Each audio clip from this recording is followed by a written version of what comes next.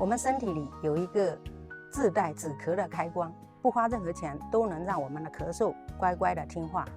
这个穴位呢，就是我们肺经上的一个叫中府穴。肺经的首穴，气血它会直通到我们的肺脏，它汇聚脏腑的精气会输送到我们的肺经，是调理肺脏和诊断肺病的主要的关键穴位。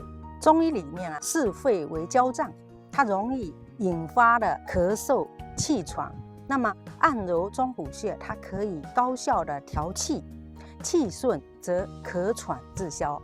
那这个中府穴怎么找、怎么取穴呢？它就在我们这个锁骨这个地方，朝外面滑到这个地方有一个三角的地方，线下来一个第一肋骨这个地方就对了。你按的时候有一点酸酸胀胀的。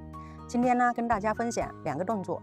第一个动作就是用我们的双手指按压在这个中府穴这个地方，来回的这样转动5到10分钟，左边按完，然后再按揉右边。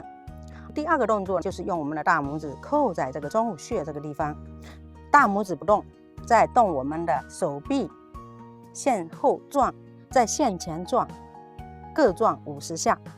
这样转的时候，大拇指是紧紧的扣在这里，有一点酸酸胀胀的就对了。每一天坚持的去做，小动作大作用，赶紧做起来试试吧。